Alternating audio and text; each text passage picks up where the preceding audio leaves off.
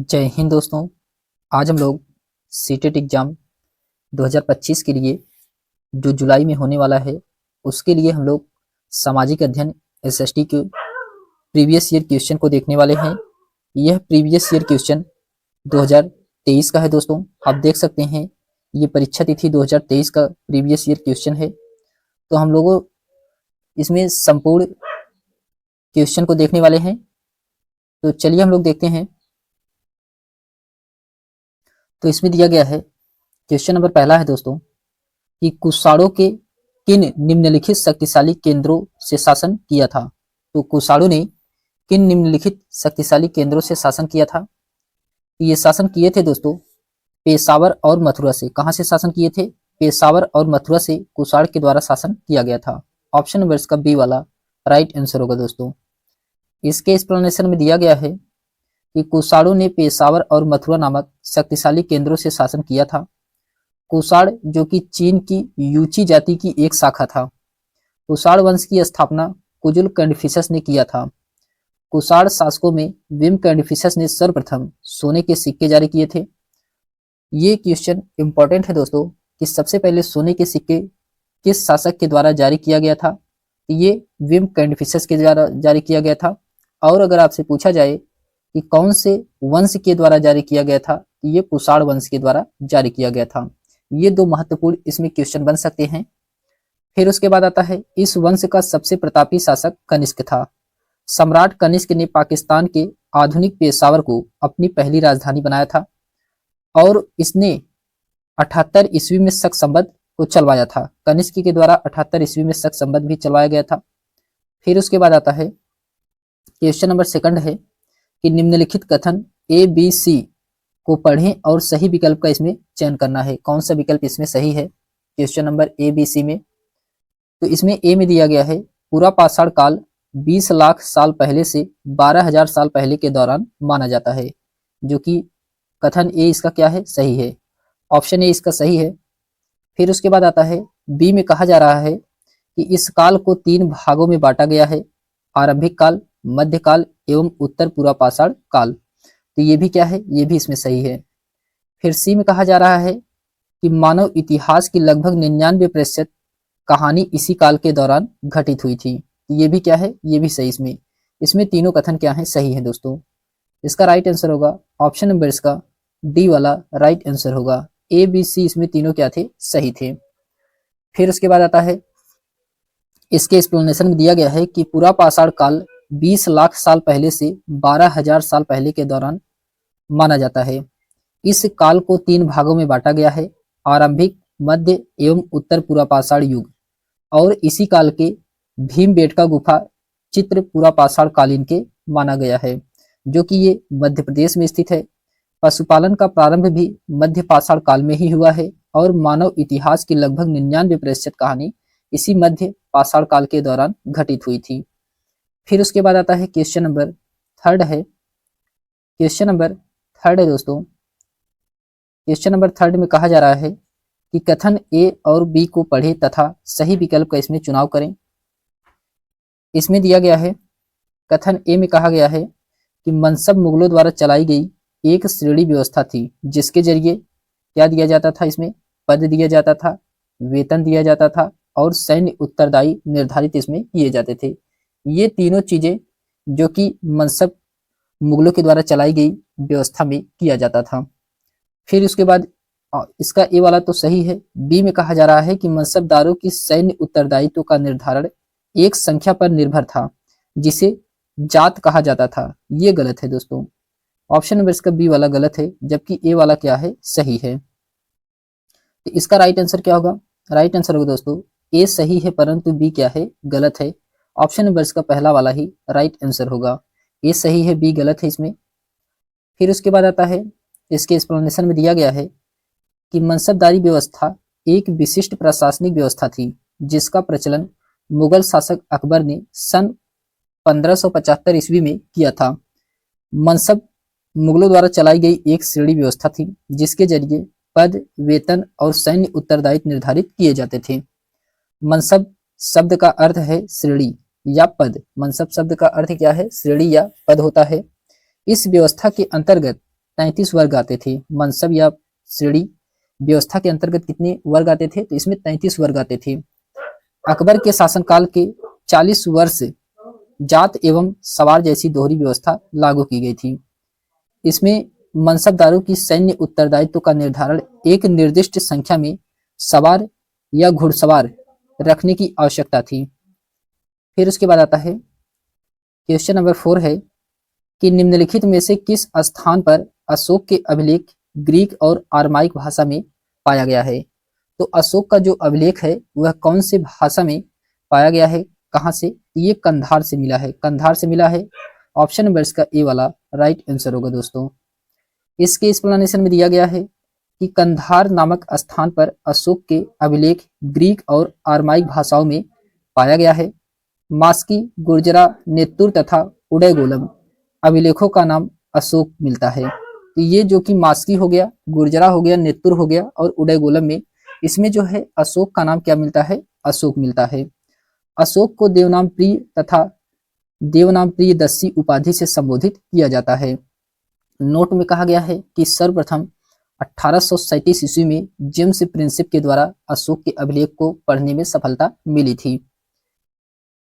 फिर उसके बाद आता है कि अशोक के शिलालेखों की खोज 1750 में पेंट्री थेलर के द्वारा किया गया था और इनकी संख्या 14 बताई गई थी।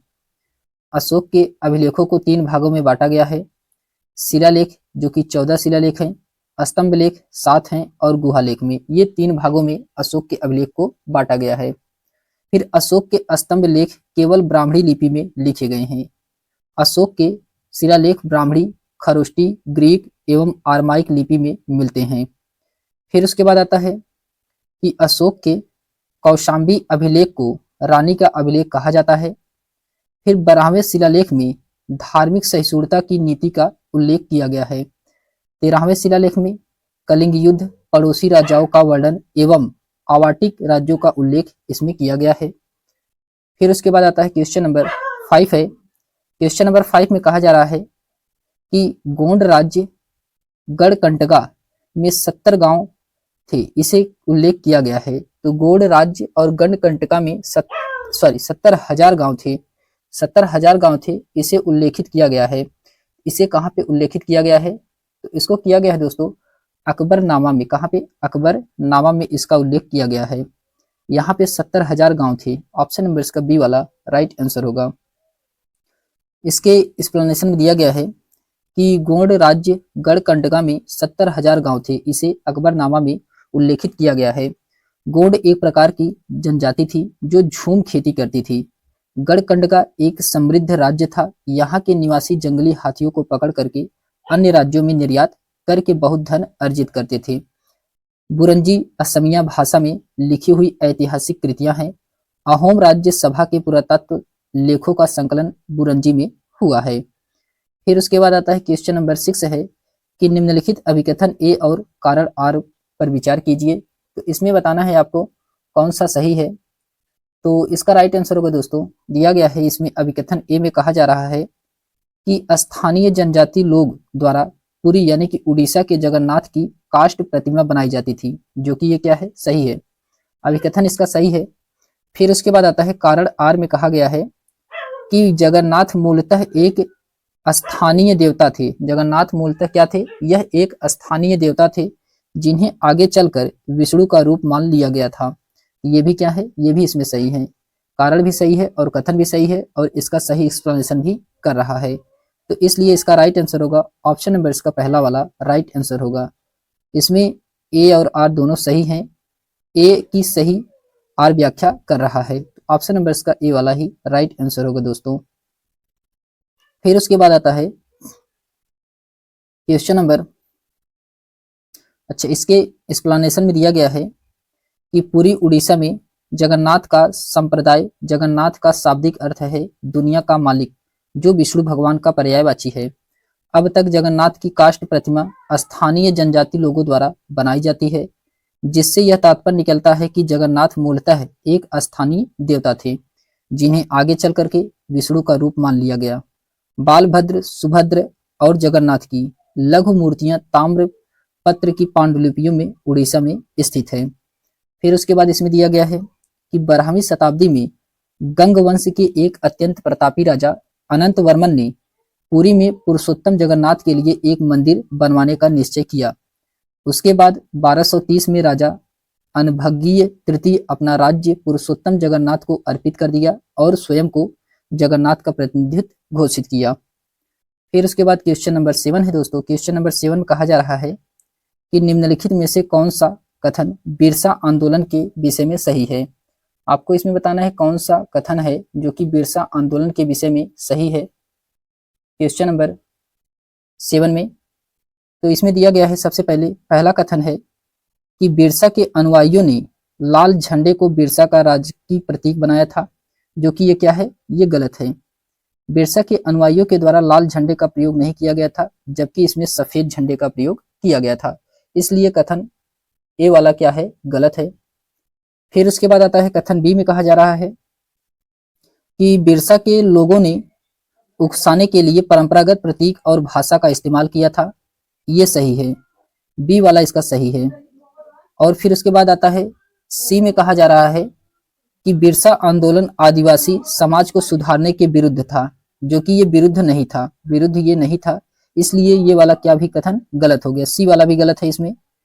फिर उसके बाद आता है डी में कहा जा रहा है कि बिरसा ने मिशनरियों और हिंदुओं जमींदारों को लगातार विरोध किया था, ये सही है, ये सही इसका राइट आंसर होगा। इसमें बी और डी इसका क्या था, सही था, जबकि ए और सी इसमें क्या था, गलत था। तो ऑप्शन नंबर इसका पहला वाला ही राइट आंसर होगा, बी और डी इसमें क्या है, सही हैं। फिर उसके बाद आता है इसके एक्सप्लेनेशन में दिया गया है कि बिरसा का जन्म एक मुंडा परिवार में हुआ था।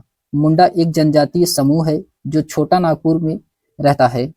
1895 में बिरसा ने अपने अनुयायियों से आह्वान किया कि वे अपने गौरवपूर्ण अतीत को पुनर्जीवित करने के लिए संकल्प लें। जब आंदोलन फैलने लगा तो अंग्रेज ने बिरसा को 1895 में गिरफ्तार करके 2 साल के लिए जेल में डाल दिया था। 1897 में जेल से लौटने के बाद बिरसा समर्थक जुटाते हुए गांव-गांव घूमने लगे। बिरसा ने लोगों को उकसाने के लिए परंपरागत प्रतीक और भाषा का भी इस्तेमाल किया था। इसमें सफेद झंडा, जो कि बिरसा का राजकीय प्रतीक था। बिरसा आंदोलन के आदिवासी समाज सुधारने का बिरसा ने वैष्णव धर्म प्रचार के साथ भी कुछ समय बिताए थे। उन्होंने मुंडाओं से आह्वान किया कि वे शराब पीना छोड़ दें, गांव को साफ रखें और जादू टोना में विश्वास न करें। यह ध्यान देने वाली बात है कि बिरसा ने मिशनरियों और हिंदू जमींदारों का भी लगातार विरोध किया था। वह उन्हें बाहर का मानते थे, जो कि मुंडा जीवन शैली को नष्ट कर रहे थे। फिर उसके बाद आता है क्वेश्चन नंबर 8 है। क्वेश्चन नंबर 8 में कहा जा रहा है कि कथन ए और कथन बी पर विचार करना है। कथन ए और कथन बी में क्या कहा जा रहा है क्वेश्चन नंबर 8 में? इसमें कहा जा रहा है कि लाखों ग्रामीण महिलाएं जो सूत काटकर अपनी आजीविका चला रही थी, वे 19वीं शताब्दी के मध्य तक बेरोजगार हो गई। इसका कथन ए में कहा गया है जो, तो ये क्या है, ये सही है, सही है, पहला वाला इसका कथन सही है। फिर उसके बाद आता है बी में कहा गया है कि 1830 के दशक तक भारतीय बाजार ब्रिटेन में बने सूती कपड़े से पट गए। 1880 के दशक तक स्थिति यह हो गई कि भारत के लोग जितना कपड़ा पहनते थे उसमें से 2/3 ब्रिटेन से बनाता होता था। तो ये भी क्या है, इसमें ये भी सही होता है, बी वाला भी सही है और ए वाला भी इसका सही है और इसका एक्सप्लेनेशन भी सही कर रहा है। तो इसका राइट आंसर होगा ए और बी, इसमें दोनों सही है और सही इसका एक्सप्लेनेशन भी कर रहा है। तो ऑप्शन नंबर इसका डी वाला राइट आंसर होगा दोस्तों। ए और बी इसमें दोनों सही है तथा ए का कारण बी है। फिर उसके बाद आता है क्वेश्चन नंबर, अच्छा इसके एक्सप्लेनेशन में दिया गया है कि लाखों ग्रामीण महिलाएं जो सूत काटकर अपनी आजीविका चला रही थी, वे 19वीं शताब्दी के मध्य तक बेरोजगार हो गई। निर्धन परिवारों में आर्थिक कष्ट बना रहा था।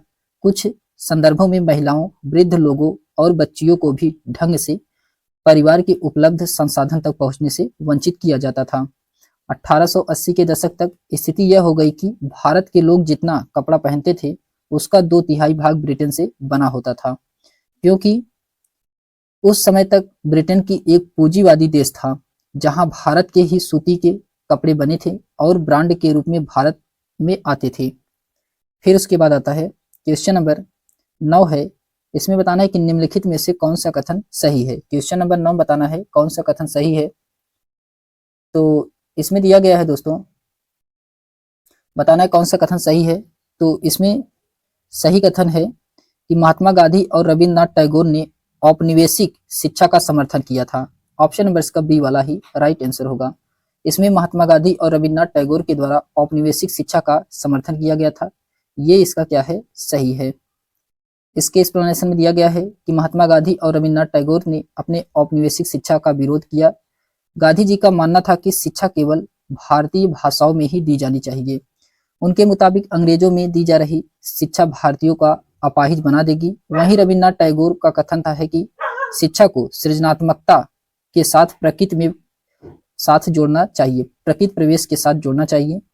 और इसमें गांधी जी पश्चिमी सभ्यता और मशीनों व प्रौद्योगिकी के उपासना के कट्टर आलोचक थे। टैगोर आधुनिक पश्चिमी सभ्यता और भारतीय परंपरा के श्रेष्ठ तत्वों का सम्मिश्रण चाहते थे। अतः औपनिवेशिक शिक्षा का दोनों ने विरोध किया, इसीलिए यह कथन क्या था, सही था।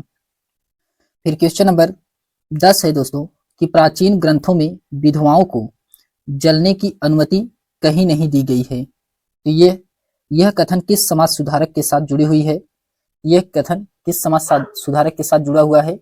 ये राजा राम मोहन राय के साथ जुड़ा हुआ है। राजा राम मोहन राय, ऑप्शन नंबर इसका डी वाला राइट आंसर होगा दोस्तों। राजा राम मोहन राय इसका राइट आंसर है। फिर उसके बाद आता है, इसके एक्सप्लेनेशन में दिया गया है कि प्राचीन ग्रंथों में विधवाओं को जलाने की अनुमति कहीं दी नहीं गई है। यह कथन प्रसिद्ध समाज सुधारक राजा राम मोहन राय के साथ जुड़ी हुई है। इन्होंने भारतीय पुनर्जागरण का अग्रदूत और आधुनिक भारत का जनक कहा जाता है। इन्होंने बाल विवाह, सती प्रथा, जातिवाद, कर्मकांड, पर्दा प्रथा आदि का भरपूर क्या था, विरोध किया था।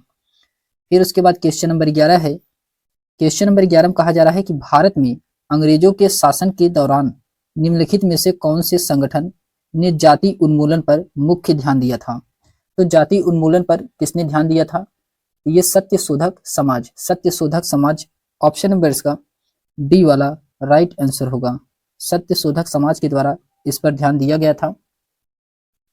फिर उसके बाद आता है, इसके एक्सप्लेनेशन में दिया गया है कि भारत में अंग्रेजों के शासन के दौरान सत्यशोधक समाज नामक संगठन ने जाति उन्मूलन पर मुख्य ध्यान दिया। सत्यशोधक समाज नामक संगठन की स्थापना 1873 में ज्योतिबा फूले के द्वारा किया गया था।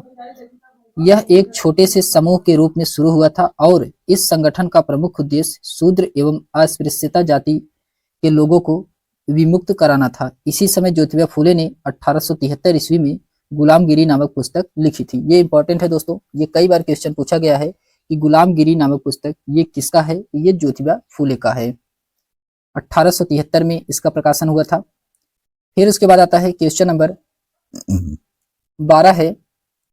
क्वेश्चन नंबर 12 में कहा जा रहा है कि टीपू सुल्तान द्वारा अंग्रेजों का विरोध के संदर्भ में कथन है। तो टीपू सुल्तान के द्वारा अंग्रेज के विरोध के संदर्भ में कथन है। तो इसमें कहा गया है, कथन ए में कहा जा रहा है कि अपनी मृत्यु तक टीपू सुल्तान अंग्रेजों के विरुद्ध लड़ते रहे। ये क्या है, सही है। टीपू सुल्तान क्या है कि अपनी मृत्यु तक अंग्रेजों से लड़ते रहे थे, ये जो कि सही है।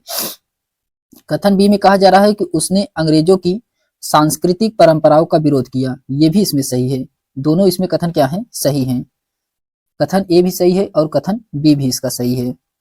तो इसका राइट आंसर होगा दोस्तों ऑप्शन नंबर इसका सी वाला राइट आंसर होगा। ए और बी इसमें दोनों क्या हैं, सही हैं। फिर उसके बाद आता है, इसके एक्सप्लेनेशन में दिया गया है कि अपनी मृत्यु तक टीपू सुल्तान अंग्रेजों के विरुद्ध लड़ते रहे। प्रथम आंग्ल मैसूर युद्ध जो कि 1767 से 1769 ईस्वी के बीच लड़ा गया था, इसमें हैदर अली विजयी हुआ। हैदर अली की मृत्यु के बाद उसका पुत्र टीपू सुल्तान मैसूर की गद्दी पर बैठा था। टीपू सुल्तान का जन्म 1750 ईस्वी में हुआ था। मैंगलोरों की संधि द्वारा टीपू सुल्तान ने अंग्रेजों ने एक दूसरे के विजित क्षेत्र को वापस कर दिया। टीपू ने हमेशा अंग्रेजों की सांस्कृतिक परंपराओं का विरोध किया था। उन्होंने 1787 ईस्वी में यादशाह की उपाधि धारण की थी। टीपू ने अपने राजधानी श्रीरंगपट्टनम में स्वतंत्रता के वृक्ष लगवाए, जो यह एक प्रतीक थे कि वह अंग्रेजों के अधीन नहीं है। टीपू ने जैकोबिन क्लब का सदस्य था और अपने नागरिकों को टीपू कहलाना पसंद करता था। टीपू सुल्तान की मृत्यु चतुर्थ आंग्ल मैसूर युद्ध में 1799 ईस्वी में रंगपट्टनम में हुई थी। फिर उसके बाद आता है क्वेश्चन नंबर 13 है कि poverty and un British rule in India नामक पुस्तक के लेखक कौन है।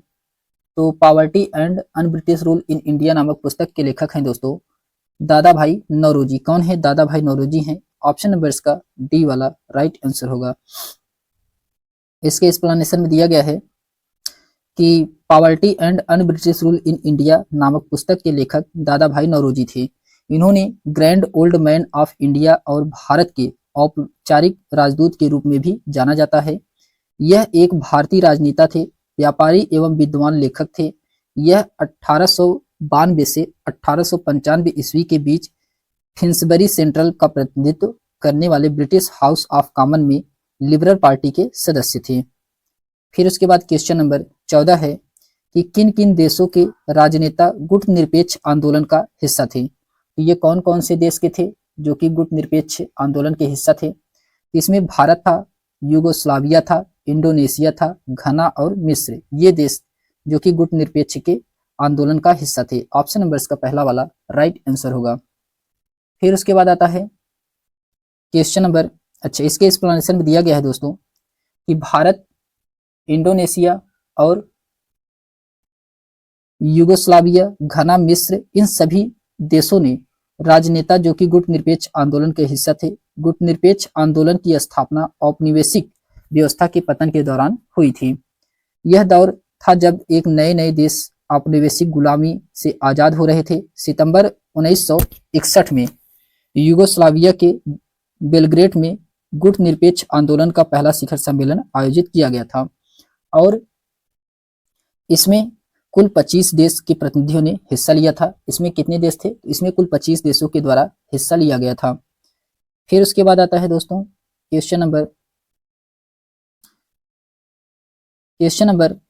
15 है। क्वेश्चन नंबर 15 में कहा जा रहा है कि इनमें से किन ग्रहों के चारों ओर छल्ले होते हैं।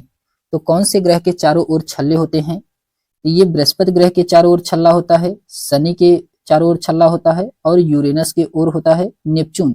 नेपच्यून के चारों ओर छल्ले नहीं होते हैं। तो इसका राइट आंसर होगा ए, बी, सी इसका राइट आंसर होगा। ऑप्शन नंबर इसका ए वाला राइट आंसर होगा दोस्तों। इसके एक्सप्लेनेशन में दिया गया है कि बृहस्पति, शनि, यूरेनस, अरुण, इन सभी ग्रहों के चारों ओर छल्ले होते हैं। बृहस्पति के बारे में हम लोग जानते हैं। इसमें दिया गया है कि यह सौरमंडल का सबसे बड़ा ग्रह है। बृहस्पति क्या है? सौरमंडल का सबसे बड़ा ग्रह है। यह अपने अक्ष पर सबसे तीव्र गति से घूर्णन करता है। बृहस्पति के कुल उपग्रहों की संख्या 95 है। बृहस्पति का उपग्रह गैनीमीड सौरमंडल का सबसे बड़ा उपग्रह है। फिर उसके बाद आता है शनि। शनि जो कि इस ग्रह के चारों ओर वलय पाए जाते हैं। इनकी संख्या 7 है। शनि का सबसे बड़ा उपग्रह टाइटन है। तो अगर आपसे पूछा जाए कि शनि का सबसे बड़ा उपग्रह कौन सा है तो ये टाइटन होता है। फिर आता है अरुण। अरुण को यूरेनस के नाम से भी हम लोग जानते हैं। इसमें दिया गया इस ग्रह की खोज विलियम हर्सले ने की थी। इसके भी चारों ओर वलय पाए जाते हैं। यह अपने अक्ष पर पूर्व से पश्चिम की ओर घूमता है, जबकि अन्य ग्रह पश्चिम से पूर्व की ओर घूमते हैं। यह अपनी धुरी पर अधिकतम झुका हुआ 97.8 अंश होने के कारण इसे लेटा हुआ प्रतीत होता है या लेटा हुआ ग्रह कहा जाता है। अरुण को लेटा हुआ ग्रह के नाम से भी जाना जाता है। फिर क्वेश्चन नंबर 16 है दोस्तों कि भारतीय मानक समय किस मानक यामोत्तर पर आधारित है। ये किस मानक यामोत्तर पर आधारित है? ये 82.5 अंश ईस्ट पर, 82.5 अंश पूर्व दिशा में। ऑप्शन नंबर इसका सी वाला राइट आंसर होगा। इसके एक्सप्लेनेशन में दिया गया है कि भारतीय मानक समय 82.5 अंश पूर्व मानक यामोत्तर पर आधारित है। 82.5 अंश पूर्वी देशांतर रेखा जो कि ये प्रयागराज के निकट मिर्जापुर से होकर गुजरती है। भारतीय मानक समय की यामोत्तर रेखा उत्तर प्रदेश, मध्य प्रदेश, छत्तीसगढ़, उड़ीसा, आंध्र प्रदेश कुल 5 राज्यों से होकर के गुजरती है। फिर उसके बाद आता है दोस्तों क्वेश्चन नंबर 17 है कि इनमें से क्या दिन एवं रात तथा ऋतुओं में परिवर्तन संभावित करता है। इनमें से क्या दिन एवं रात तथा ऋतुओं में परिवर्तन में संभावित करता है? तो ये संभावित करता है दोस्तों कि क्रमशः पृथ्वी के घूर्णन एवं परिक्रमण के कारण, क्रमशः पृथ्वी के घूर्णन एवं परिक्रमण के कारण दिन और रात और ऋतुओं में परिवर्तन होता रहता है। तो ऑप्शन नंबर इसका पहला वाला राइट आंसर होगा। इसके एक्सप्लेनेशन में दिया गया है कि पृथ्वी के घूर्णन एवं परिक्रमण दिन और रात तथा ऋतुओं में परिवर्तन संभावित होता है। पृथ्वी जो कि सौरमंडल का एकमात्र ज्ञात ग्रह है जिस पर जीवन है, जल की उपस्थिति के कारण इसे नीला ग्रह कहा जाता है। तो पृथ्वी को क्या कहा जाता है? इसे नीला ग्रह के नाम से भी जाना जाता है। फिर पृथ्वी का एकमात्र उपग्रह चंद्रमा है। यह अपने अक्ष पर 23.5 अंश पर झुकी हुई है। कितना? 23.5 अंश झुकी हुई है। यह सूर्य की ओर 29.8 किलोमीटर प्रति सेकंड के वेग से चक्कर लगाती है। फिर उसके बाद आता है क्वेश्चन नंबर 18 है। क्वेश्चन नंबर 18 में कहा जा रहा है दोस्तों कि पृथ्वी लगभग 24 घंटे में अपने अक्ष पर 360 अंश पर घूम जाती है, अर्थात वह 1 घंटे पे 15 मिनट घूमती है। इस प्रकार जब ग्रीनविच में दोपहर के 12 बजते हैं तब ग्रीनविच में से 30 अंश पूर्व में समय क्या होगा? तब उस समय ग्रीनविच में पूरब में समय क्या होगा? उस समय पूरब में समय होगा दोस्तों 2 PM, 2 PM यानी कि 2 अपराह्न होगा। ऑप्शन नंबर इसका ए वाला राइट आंसर होगा। फिर उसके बाद आता है, अच्छा इसके एक्सप्लेनेशन में दिया गया है कि पृथ्वी लगभग 24 घंटे में अपने अक्ष पर 360 पर घूम जाती है, अर्थात वह 1 घंटे में 15 अंश घूमती है। इस प्रकार जब ग्रीनविच में दोपहर के 12 बजते हैं तब ग्रीनविच से 23 अंश पूर्व में समय होगा 2 अपराह्न यानी कि 2 PM होगा। फिर उसके बाद आता है क्वेश्चन नंबर 19 है दोस्तों कि अंडमान और निकोबार द्वीप समूह में निम्नलिखित में से किस प्रकार के वन पाए जाते हैं? तो इसमें किस प्रकार के वन पाए जाते हैं? तो इसमें पाया जाता है दोस्तों अर्ध पर्णपाती वन पाया जाता है। क्या पाया जाता है? अर्ध पर्णपाती वन पाया जाता है। ऑप्शन नंबर इसका पहला वाला राइट आंसर होगा। तो इसका राइट आंसर क्या होगा? ऑप्शन नंबर इसका ए वाला राइट आंसर होगा। केवल ओनली ए इसमें अर्ध पर्णपाती वन पाया जाता है। फिर उसके बाद आता है इसके एक्सप्लेनेशन में दिया गया है कि अंडमान और निकोबार द्वीप समूह में अर्ध पर्णपाती वन पाए जाते हैं। यह भारत का एक केंद्र शासित प्रदेश है।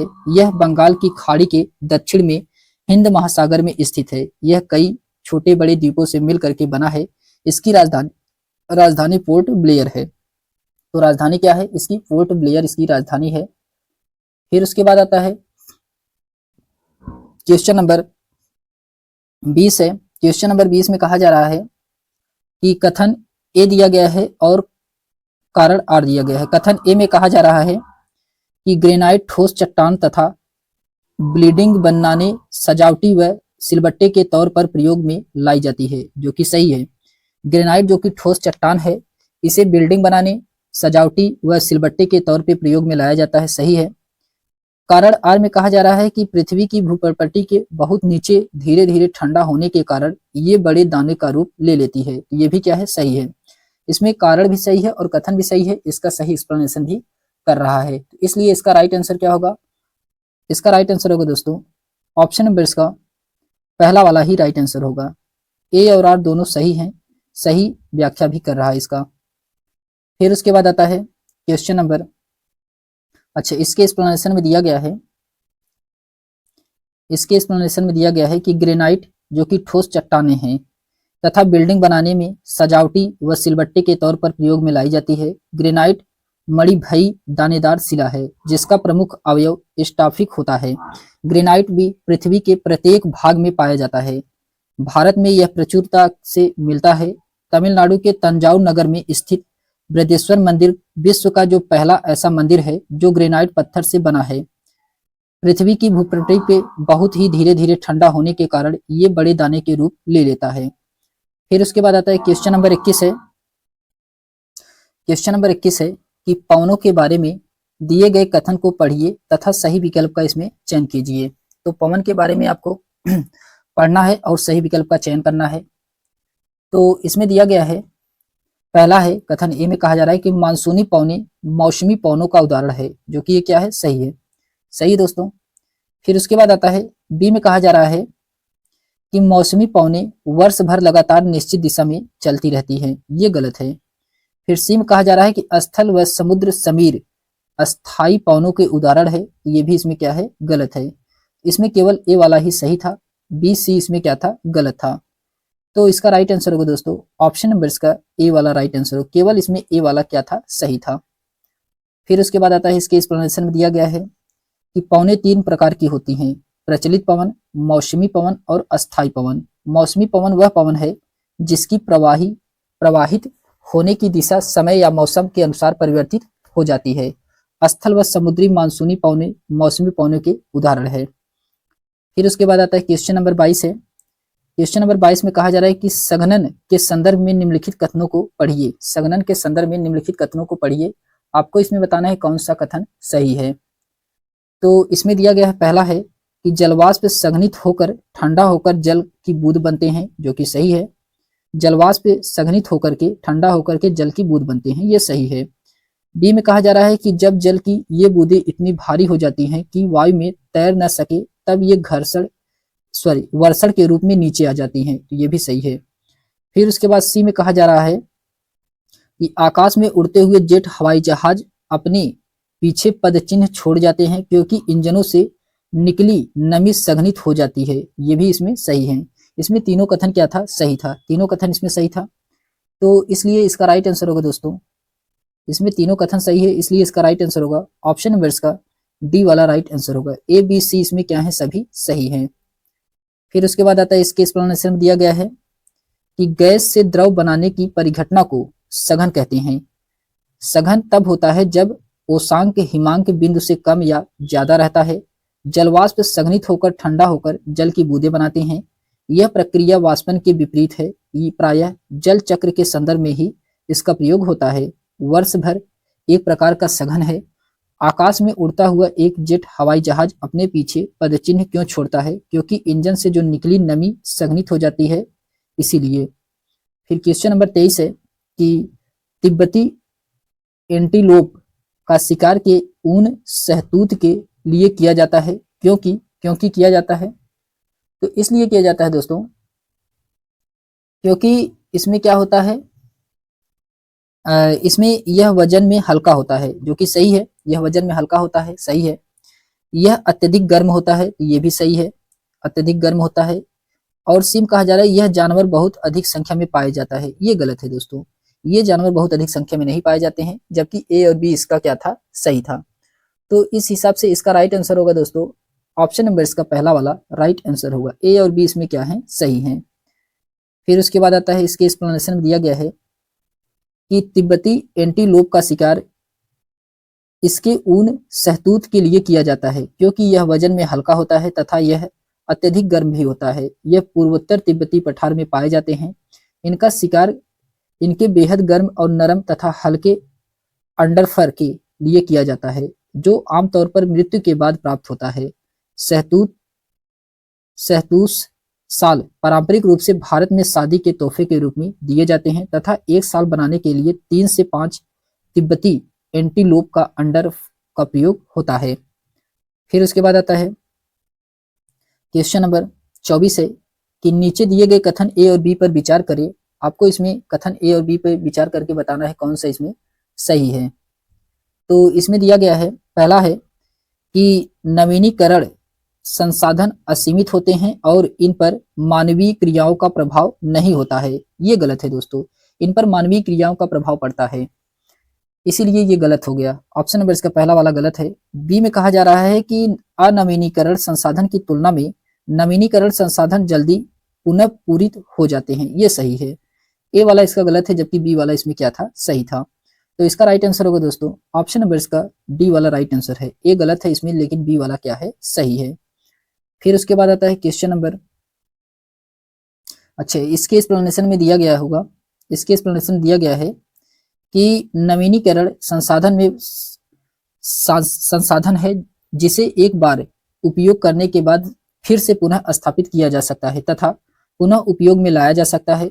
उन्हें नव संसाधन भी कहते हैं। सौर ऊर्जा, पवन ऊर्जा, भूतापीय ऊर्जा नवीनीय संसाधन के उदाहरण है। अनवीनीकरण संसाधन वे संसाधन हैं जिनके भंडारण में प्राकृतिक प्रक्रियाओं द्वारा पुनर्स्थापित नहीं होता है। कोयला, पेट्रोल तथा प्राकृतिक गैस अनवीनीकरण संसाधन के उदाहरण है। फिर उसके बाद आता है क्वेश्चन नंबर 25 है। क्वेश्चन नंबर 25 में कहा गया है कि सैलों से खनिजों को बाहर निकालने की प्रक्रिया का क्रम क्या होगा अगर आप पृथ्वी की सतह से उसकी आंतरिक तहों तक जाते हैं। तो इसमें क्रम क्या होगा? तो इसका क्रम होगा दोस्तों, सबसे पहले इसमें क्या आएगा? सबसे पहले अखनन आएगा, सबसे पहले ये अखनन आएगा, फिर उसके बाद आएगा विवृत खनन, ये दूसरे नंबर पे आएगा विवृत खनन, फिर तीसरे नंबर पे आएगा कूपकी खनन, कूपकी खनन ये क्या है? तीसरे नंबर पे आएगा। तो इसका राइट आंसर होगा CAB, CAB इसका राइट आंसर होगा। ऑप्शन नंबर इसका ए वाला राइट आंसर होगा दोस्तों। इसके एक्सप्लेनेशन में दिया गया है कि अखनन, विवृत खनन, कूपकी खनन यह सैलों से खनिजों को बाहर निकालने की प्रक्रिया का क्रम है जो पृथ्वी के सतह से उसकी आंतरिक तहों तक जाते हैं। फिर उसके बाद क्वेश्चन नंबर 26 है कि स्थानांतरीय कृषि के संदर्भ में निम्नलिखित कथनों पर विचार कीजिए। आपको इसमें बताना है कि कौन सा सही है। तो इसमें दिया गया है सबसे पहले ये भारी वर्षा वाले क्षेत्र हैं, जो कि सही है, ये भारी वर्षा वाले क्षेत्र होते हैं, ये सही है। बी में कहा जा रहा है कि यह तीव्र पुनर्जनन वाले क्षेत्रों में प्रचलित होता है, तो ये भी इसमें सही है, बी वाला भी इसमें सही है। फिर सी में कहा जा रहा है कि इनके कर्तन एवं दहन कृषि के नाम से भी जाना जाता है, तो ये भी इसमें सही है। तो इसमें तीनों सही हैं, तीनों सही हैं। इसका राइट आंसर होगा ऑप्शन नंबर इसका डी वाला राइट आंसर होगा दोस्तों। इसमें ए बी सी तीनों क्या हैं? सही हैं। इसके एक्सप्लेनेशन में दिया गया है कि स्थानांतरित कृषि के संदर्भ में निम्नलिखित कथन सही है। ये भारी वर्षा वाले क्षेत्र होते हैं, यह तीव्र पुनर्जनन क्षमता वाले क्षेत्रों में प्रचलित होते हैं। इस कृषि प्रणाली को कर्तन दहन कृषि के नाम से जाना जाता है। यह कृषि अमेजन बेसिन के सघन क्षेत्रों, उष्णकटिबंधीय अफ्रीका, दक्षिण पूर्व एशिया और पूर्वोत्तर भारत में प्रचलित है। फिर उसके बाद क्वेश्चन नंबर 27 है कि इसमें कहा जा रहा है कि अगर आप कक्षा में प्रेयरी और बोल्ट पर परिचर्चा कर रहे हो तो आप विश्व मानचित्र पर किस क्षेत्र को अंकित करेंगे? तो इसमें आप विश्व के मानचित्र को किस क्षेत्र पर अंकित किया जाएगा? तो इसमें जो किया जाएगा दोस्तों, कनाडा और दक्षिण अफ्रीका का किया जाएगा। किसका? कनाडा और दक्षिण अफ्रीका का किया जाएगा। तो इसलिए ऑप्शन नंबर इसका डी वाला राइट आंसर होगा, कनाडा और दक्षिण अफ्रीका इसका राइट आंसर है। फिर उसके बाद आता है, इसके एक्सप्लेनेशन दिया गया है कि अगर आप कक्षा में प्रेयरी और बोल्ट पर परिचर्चा कर रहे हैं तो आप विश्व मानचित्र पर क्रमशः कनाडा और दक्षिण अफ्रीका क्षेत्र को अंकित करेंगे। यह शीतोष्ण कटिबंधीय घास के मैदानों में उदाहरण है। यह 30 अंश से 45 अंश अक्षांशों के मध्यवर्ती भागों में पाए जाते हैं। उत्तरी गोलार्ध में स्थलीय विस्तार अधिक होने के कारण इस मैदान को विस्तार कहीं कहीं 50 अंश उत्तरी अक्षांश तक पाया जाता है। इन घास के मैदानों को संयुक्त राज्य अमेरिका व कनाडा में प्रेयरी, अर्जेंटीना, उरुग्वे, ब्राजील में पंपास और दक्षिण अफ्रीका में बोल्ट और यूरेशिया में स्टेपीज तथा ऑस्ट्रेलिया में डाउन्स कहा जाता है। ये जो कि बहुत महत्वपूर्ण घास के मैदान होते हैं दोस्तों, ये कई बार एग्जाम में पूछा जाता है। फिर उसके बाद आता है क्वेश्चन नंबर 28 है कि रूढ़िबद्ध धारणाओं के संदर्भ में निम्नलिखित वाक्यों पर ध्यान दीजिए। आपको इसमें रूढ़िबद्ध धारणाओं के संदर्भ में बताना है कौन सी सही है। इसमें पहला कहा जा रहा है, असिस्टेंट पहला कहा जा रहा है इसमें कि रूढ़िबद्ध धारणाएं हमें प्रत्येक व्यक्ति के अनोखे और अलग व्यक्ति के पास खास गुण व क्षमताएं हो सकती हैं के रूप में देखने से रोक देती है, जो कि ये क्या है? सही है, सही है ये वाला। फिर उसके बाद बी में कहा जा रहा है कि रूढ़िबद्ध धारणाएं बड़ी संख्या में लोगों को एक ही प्रकार के खांचे में जड़ देती है, ये भी इसमें सही है, बी वाला भी सही है। सी में कहा जा रहा है कि रूढ़िबद्ध धारणाओं को हम सब पर प्रभाव पड़ता है क्योंकि इसके चलते हमें उन कामों को करने का मौका मिलता है जिसमें हम अच्छा हैं। ये क्या है? ये गलत है इसमें। ये क्या है? इसमें गलत है दोस्तों। इसमें केवल ए और बी वाला ही सही था, जबकि सी वाला इसमें क्या है? गलत है। तो इसका राइट आंसर होगा, केवल इसमें ए और बी क्या था? सही था। ऑप्शन नंबर इसका बी वाला राइट आंसर होगा। इसके एक्सप्लेनेशन में दिया गया है, इसके एक्सप्लेनेशन में कहा जा रहा है कि रूढ़िवाद एक प्रकार की विचारधारा है जो किसी चीज के बारे में पुराने समय से चली आ रही तथा एवं सिद्धांतों पर विश्वास करती है एवं उसी को स्वीकार करती है। रूढ़िवाद परिवर्तन को स्वीकार कर नहीं करता है, वह अपने पहले से बनी परंपरा पर ही विश्वास करती है। यह बड़ी संख्या में लोगों को एक ही प्रकार के खांचे में जड़ देती है। साथ ही रूढ़िबद्ध धारणाएं हमें प्रत्येक व्यक्ति को अनोखे और अलग व्यक्ति जी के पेश खास गुण व क्षमताएं हो सकती है के रूप में देखने से रोक देती है। इसमें रूढ़िबद्ध धारणाओं के संदर्भ में दोनों क्या थे, सही थे। फिर उसके बाद आता है क्वेश्चन नंबर 29 है कि निम्नलिखित में से उन क्षेत्रों को पहचान कीजिए जहां से अतीत में आए अरबी और चीनी के व्यापारियों के उल्लेखनीय सांस्कृतिक प्रभाव है। तो आपको उन क्षेत्रों को पहचान करना है जहां से अरबी और चीनी के व्यापारी आए थे। तो ये क्षेत्र कौन कौन से हैं? ये क्षेत्र है दोस्तों, कहां से आए थे? तो ये केरल और लद्दाख से आए थे। अरबी और चीनी कहां से आए थे? केरल और लद्दाख से ये आए थे। तो इसका राइट आंसर होगा केरल और लद्दाख। ऑप्शन नंबर इसका बी वाला राइट आंसर होगा दोस्तों। फिर उसके बाद आता है इसके एक्सप्लेनेशन में दिया गया है कि केरल और लद्दाख यह दो प्रमुख क्षेत्र है जहां अतीत में आए अरबी और चीनी के व्यापारियों के उल्लेखनीय सांस्कृतिक प्रभाव है। लद्दाख जम्मू कश्मीर के पूर्वी पहाड़ियों में बसा एक रेगिस्तान इलाका है। लद्दाख के रास्ते ही बौद्ध धर्म तिब्बती पहुंचा था। लद्दाख को छोटा तिब्बत भी कहा जाता है। केरल जो कि भारत के दक्षिण पश्चिमी कोने में बसा हुआ है। सबसे पहले अरबी एवं यहूदी व्यापारी केरल आए थे। चीन के व्यापारी भी केरल आए थे। यहाँ पर मछली पकड़ने के लिए जो जाल इस्तेमाल किए जाते थे वे चीनी जालों से हूबहू मिलते थे, अतः उन्हें चीना वाला कहा गया है। क्या कहा गया है? चीना वाला उन्हें कहा गया है। फिर उसके बाद आता है क्वेश्चन नंबर 30 है। क्वेश्चन नंबर 30 में कहा जा रहा है कि भारत के राष्ट्रपति का चुनाव किसके द्वारा होता है? तो भारत के राष्ट्रपति का चुनाव ये किसके द्वारा होता है? ये निर्वाचक मंडल के द्वारा अप्रत्यक्ष चुनाव होता है। निर्वाचक मंडल के द्वारा अप्रत्यक्ष चुनाव होता है। ऑप्शन नंबर इसका सी वाला राइट आंसर होगा। इसके एक्सप्लेनेशन में दिया गया है कि भारत के राष्ट्रपति का चुनाव निर्वाचक मंडल द्वारा अप्रत्यक्ष रूप से होता है। भारतीय राष्ट्रपति का चुनाव एक निर्वाचक मंडल के माध्यम से किया जाता है, जिसमें राज्यसभा, लोकसभा और राज्यों की विधानसभा ये तीनों लोग इसमें क्या होते हैं? इसमें निर्वाचित जो सदस्य होते हैं वही भारत के राष्ट्रपति के चुनाव में भाग लेते हैं।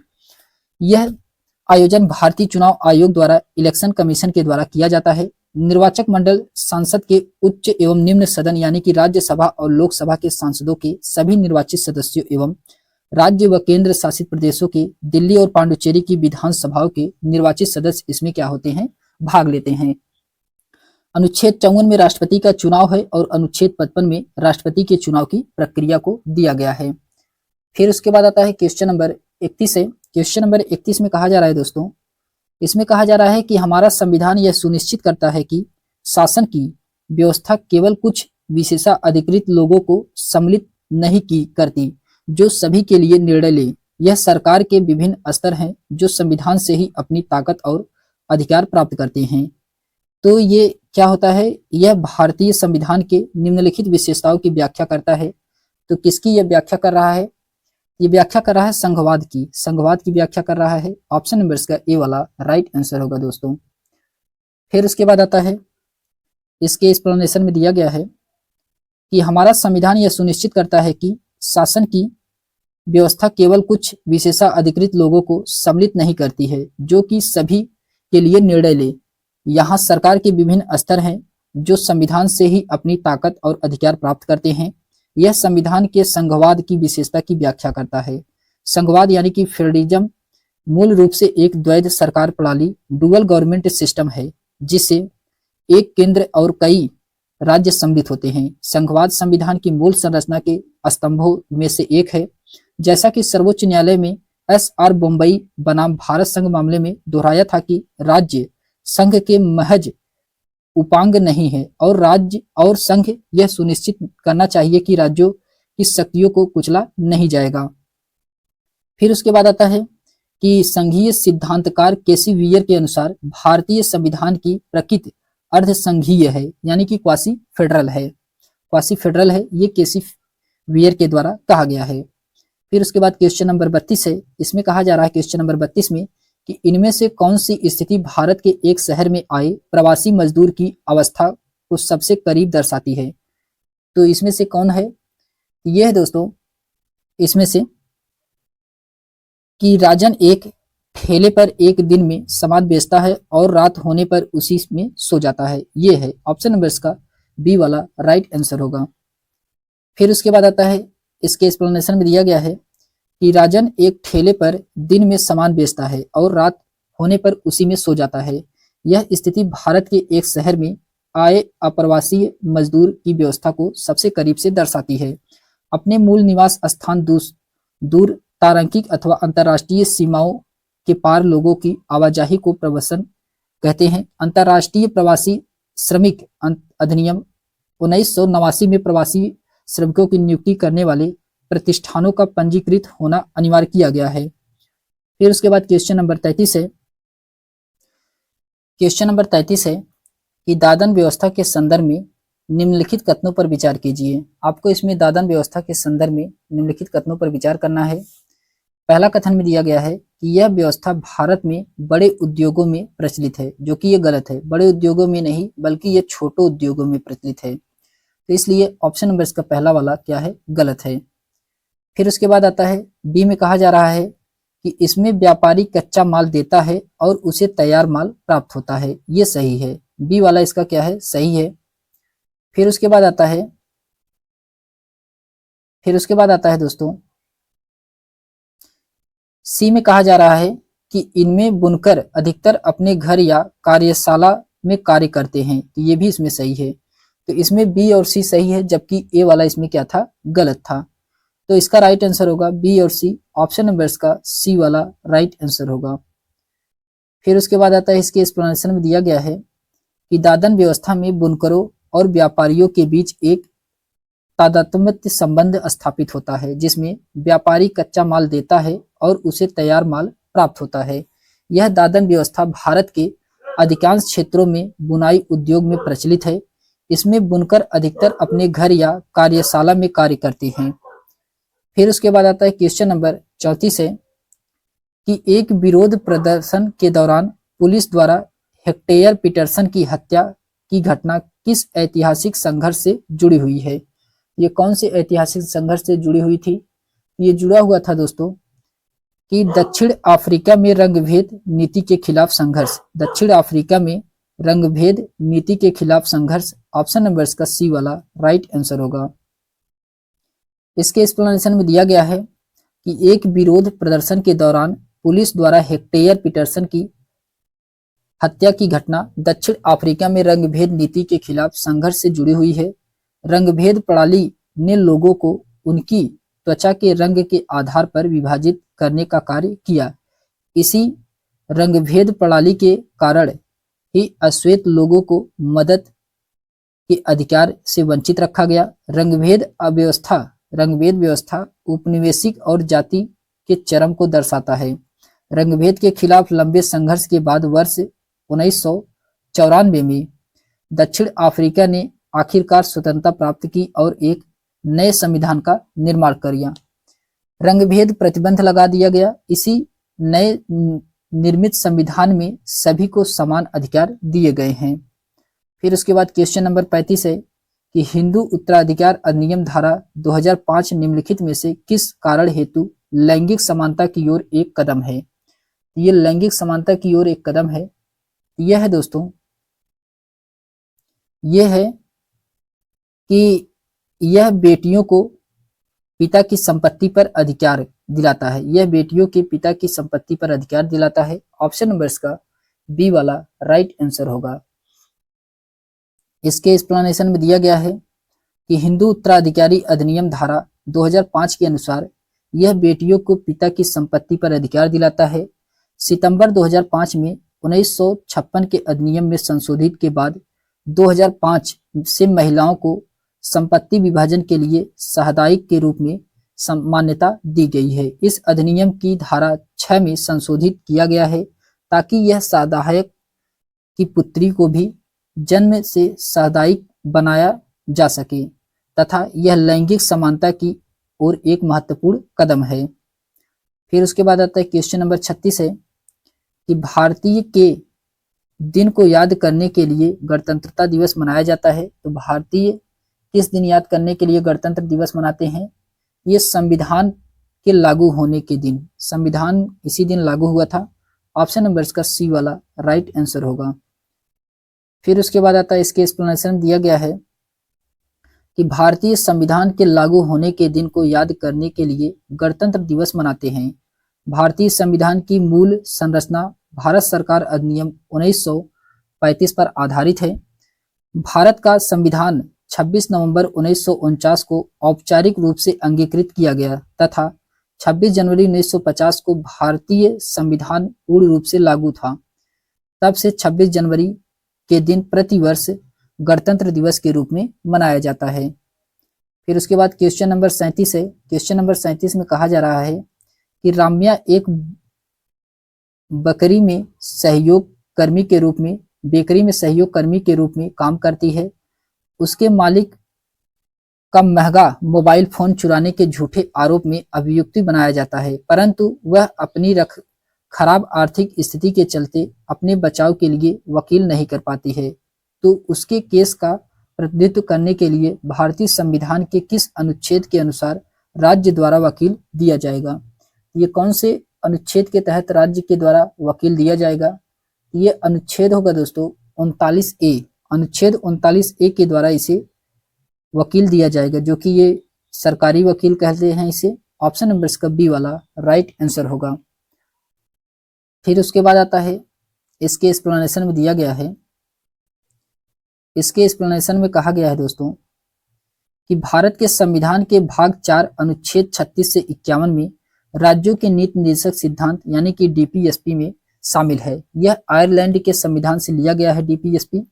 42वें संविधान संशोधन 1976 के द्वारा अनुच्छेद 39A में कहा गया है कि राज्य गरीबों को निःशुल्क कानूनी सहायता प्रदान करेगा। फिर उसके बाद आता है कि इसमें अनुच्छेद 39A के तहत राज्य द्वारा वकील दिया जाएगा।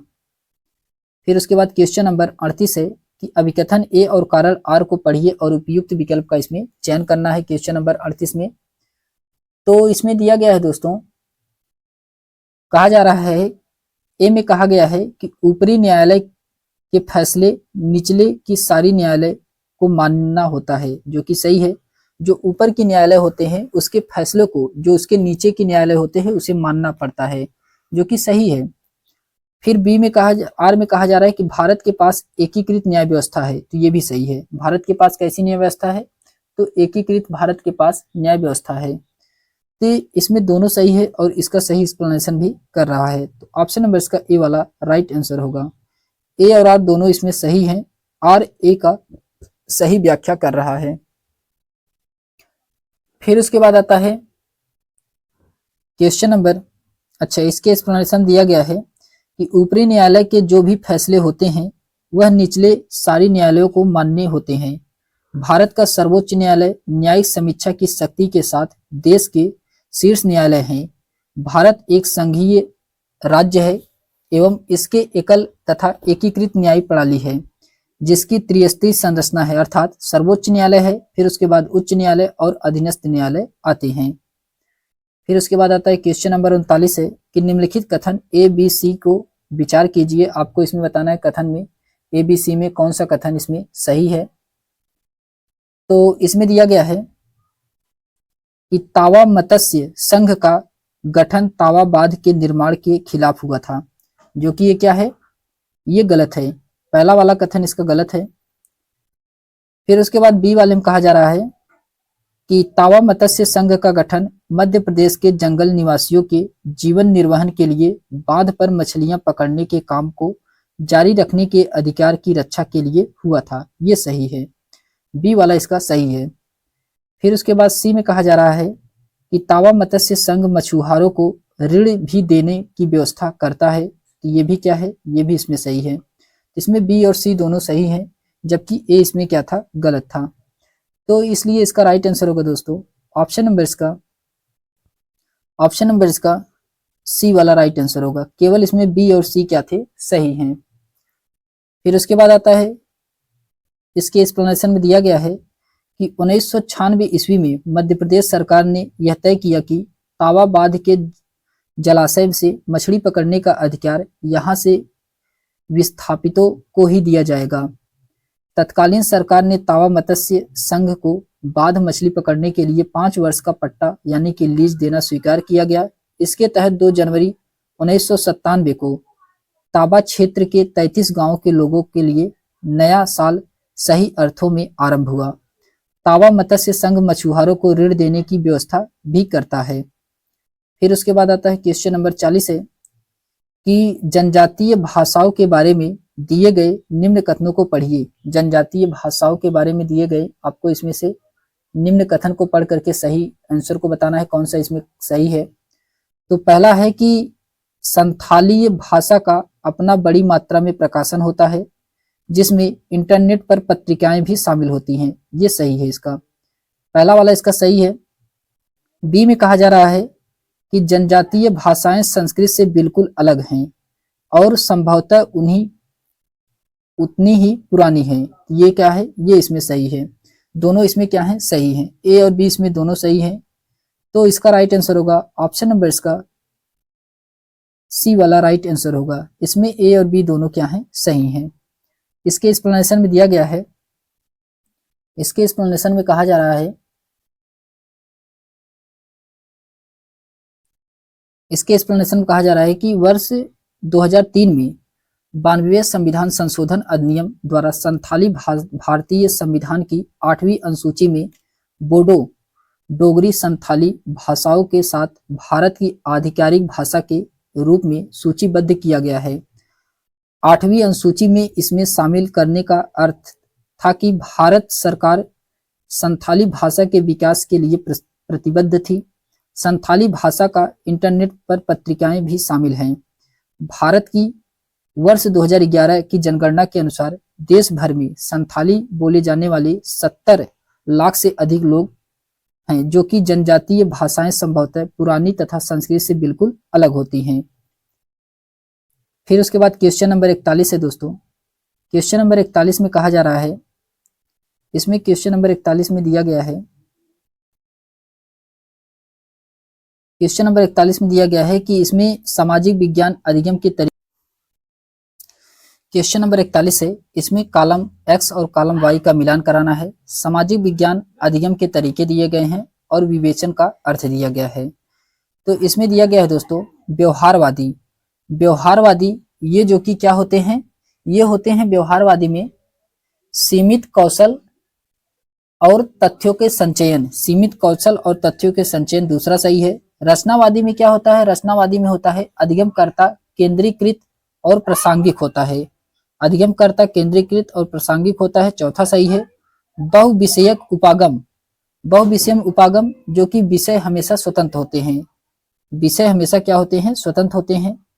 फिर आता है अंतर विषयी उपागम में समाकलित ज्ञान में सहायता करना होता है। तो इसका पहला सही है। तो इसका राइट आंसर होगा दोस्तों ए का दूसरा सही है, बी का चौथा सही है, सी का तीसरा सही है और डी का इसमें पहला सही है। तो इसीलिए इसका राइट आंसर होगा ऑप्शन नंबर इसका बी वाला राइट आंसर होगा दोस्तों। इसके एक्सप्लेनेशन में दिया गया है वही। फिर उसके बाद आता है क्वेश्चन नंबर 42 है। क्वेश्चन नंबर 42 में कहा जा रहा है कि निम्नलिखित में से कौन सा शब्द इतिहास में पुरा स्थल की सही व्याख्या प्रस्तुत करता है। तो इतिहास में पुरा स्थल की व्याख्या को सही प्रस्तुत करता है। तो इसमें वह स्थान जहां औजार बर्तन और इमारतें जैसी वस्तुओं के अवशेष मिले हों। ऑप्शन नंबर इसका बी वाला ही राइट आंसर होगा। फिर उसके बाद आता है इसके एक्सप्लेनेशन दिया गया है कि वह स्थान जहां औजार बर्तन और इमारतें जैसी वस्तुओं के अवशेष मिले हों। यह तथ्य इतिहास में पुरा स्थल की सही व्याख्या प्रस्तुत करता है। प्राचीन भारतीय इतिहास की विशद सामग्री को समझने योग्य बनाने के लिए इतिहासकारों ने इसे 3 भागों में बांटा है। कौन कौन से? प्रागैतिहासिक काल, आद्य ऐतिहासिक काल और ऐतिहासिक काल। प्रागैतिहासिक काल इतिहास पूर्णतः पुरातात्विक साक्ष्यों से ही ज्ञात होता है, क्योंकि इस काल का कोई लिखित साक्ष्य उपलब्ध नहीं है। फिर उसके बाद आता है क्वेश्चन नंबर 43 है। क्वेश्चन नंबर 43 में कहा जा रहा है, क्वेश्चन नंबर 43 में इसमें कहा जा रहा है दोस्तों कि एक शिक्षिका अपने विद्यार्थियों के साथ अल्पसंख्यक समुदाय के जीवंत अनुभव के बारे में चर्चा करना चाहती है। कौन सी अति उपयुक्त शिक्षण रणनीति होगी। इसमें आपको शिक्षण रणनीति बताना है कौन सी है सही। तो इसमें सही शिक्षण रणनीति होती है दोस्तों अल्पसंख्यक प्रभुत्व वाले क्षेत्रों लोगों की दैनिक गतिविधियों पर एक प्रस्तुतिकरण। ऑप्शन नंबर इसका डी वाला राइट आंसर होगा। इसके एक्सप्लेनेशन दिया गया है कि अल्पसंख्यक प्रभुत्व वाले क्षेत्रों में लोगों की दैनिक गतिविधियों पर एक प्रस्तुतिकरण एक अति उपयुक्त शिक्षण रणनीति होगी, जिस पर एक शिक्षिका अपने विद्यार्थियों के साथ अल्पसंख्यक समुदाय के जीवंत अनुभव के बारे में चर्चा करना चाहती है। भारतीय संविधान में भी अल्पसंख्यक वर्गों के संबंधित चर्चा की गई है। अनुच्छेद 29 अल्पसंख्यक वर्गों के हितों का संरक्षण सुरक्षा संबंधित अधिकार उल्लिखित है। फिर अनुच्छेद 30 में शिक्षा स्थानों की स्थापना और प्रशासन करने का अल्पसंख्यक वर्गों का अधिकार प्रदान किया गया है। फिर उसके बाद क्वेश्चन नंबर 44 है। क्वेश्चन नंबर 44 में कहा गया है कि प्रारंभिक शिक्षा के विद्यार्थियों को जाति आधारित भेदभाव के मुद्दे से परिचित कराने के लिए निम्नलिखित में से कौन से संसाधन का प्रयोग कर सकते हैं। इसमें कौन से संसाधन का प्रयोग कर सकते हैं, तो इसमें किया जाता है दोस्तों कि डॉक्टर भीमराव अंबेडकर के बचपन के अनुभव के वृत्तांत। ऑप्शन नंबर इसका डी वाला राइट आंसर होगा। डॉक्टर भीमराव अंबेडकर के बचपन का वृत्तांत, ऑप्शन नंबर इसका डी वाला राइट आंसर होगा। इसके एक्सप्लेनेशन में दिया गया है कि डॉक्टर भीमराव अंबेडकर के बचपन के अनुभव के वृत्तांत का प्रयोग प्रारंभिक शिक्षा के विद्यार्थियों को जाति आधारित भेदभाव मुद्दे से परिचित कराने के लिए एक महत्वपूर्ण तथ्य हो सकता है। अंबेडकर ने जातिगत भेदभाव को दूर करने हेतु 1936 में एनिहिलेशन ऑफ कास्ट यानी कि जाति प्रथा का विनाश नामक पुस्तक लिखी है। फिर उसके बाद आता है क्वेश्चन नंबर 45 है। इसमें कहा जा रहा है कि एक इतिहास की अध्यापिका मौर्य वंश का उदय के विषय को अपने विद्यार्थियों को पढ़ाना चाहती है। निम्नलिखित में से कौन सी शिक्षण सहायक सामग्री का इस्तेमाल करना चाहिए।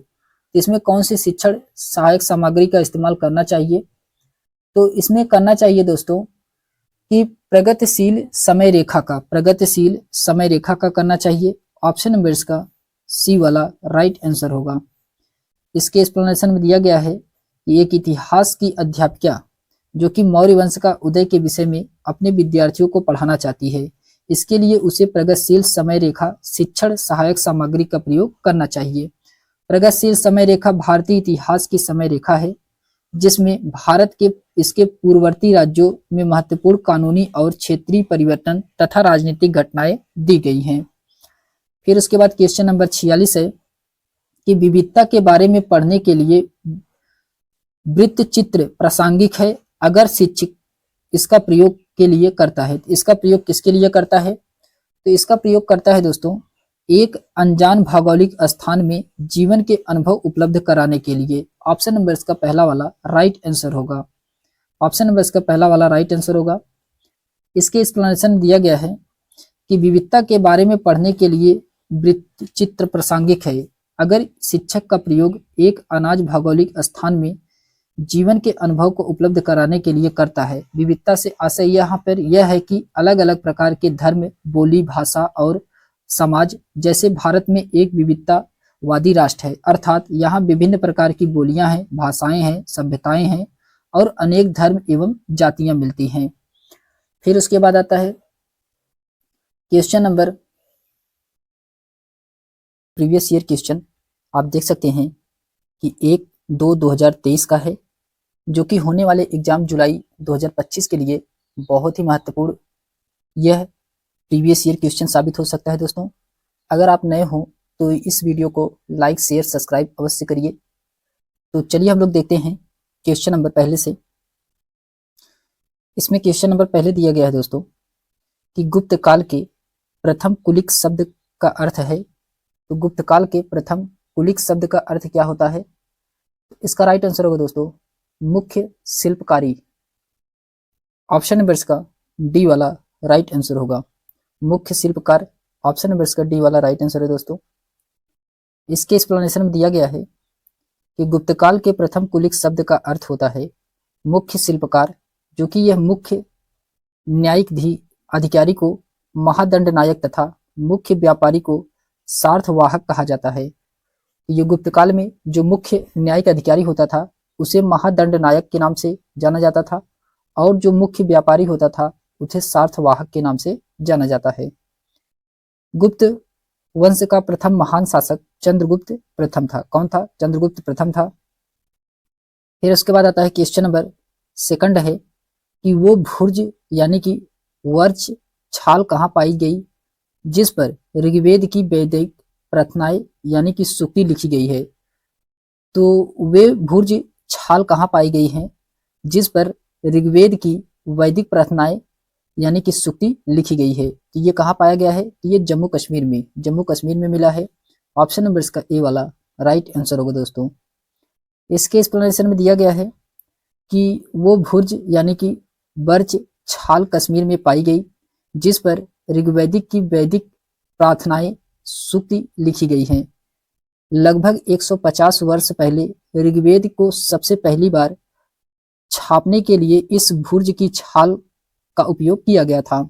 यह पांडुलिपि पूरे महाराष्ट्र के पुस्तकालय में सुरक्षित है। ऋग्वेद जो कि ये ऋग्वेद में 1000 से ज्यादा प्रार्थनाएं हैं जिन्हें हम लोग सूक्त के नाम से भी जानते हैं। फिर उसके बाद आता है क्वेश्चन नंबर थर्ड है कि निम्नलिखित में से कौन सी तमिल कृति हमें आम पुरुषों और महिलाओं के बीच के बारे में सूचित करती है। तो आम पुरुष और महिलाओं के बीच के बारे में कौन सी तमिल कृति जो कि सूचित करती है? तो इस सूची का नाम है दोस्तों पेरिया पुरडम। ऑप्शन नंबर इसका डी वाला राइट आंसर होगा। पेरिया पुरडम इसका राइट आंसर है। फिर उसके बाद आता है इसके एक्सप्लेनेशन में दिया गया है कि 12वीं शताब्दी की तमिल कृति पेरिया पुरडम में आम पुरुषों और महिलाओं के जीवन के बारे में सूचित करती है।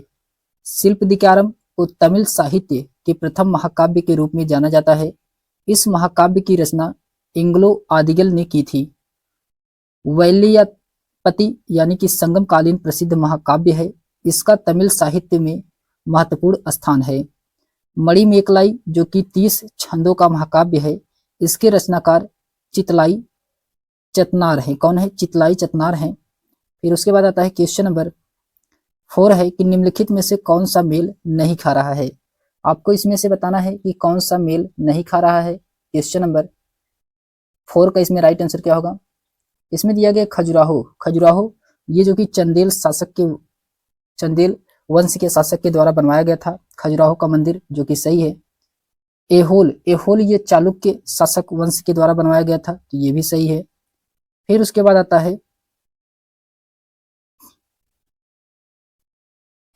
है दोस्तों कांचीपुरम ये जो कि पल्लव राजवंश के द्वारा बनवाया गया था।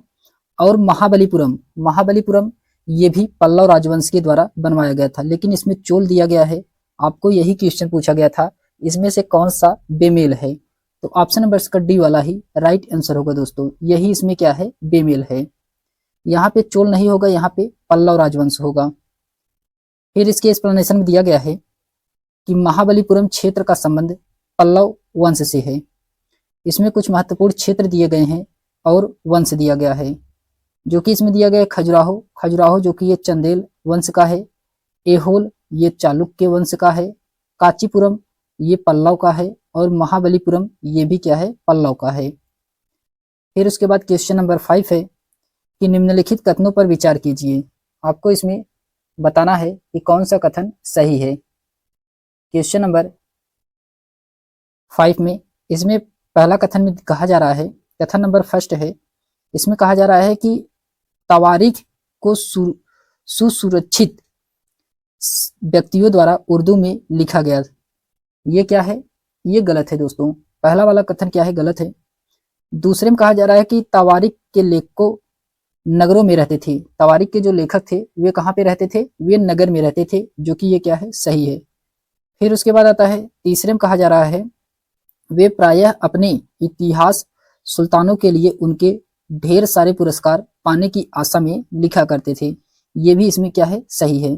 तो इसमें दूसरा और तीसरा सही है, जबकि पहला क्या है? पहला गलत है इसमें दोस्तों।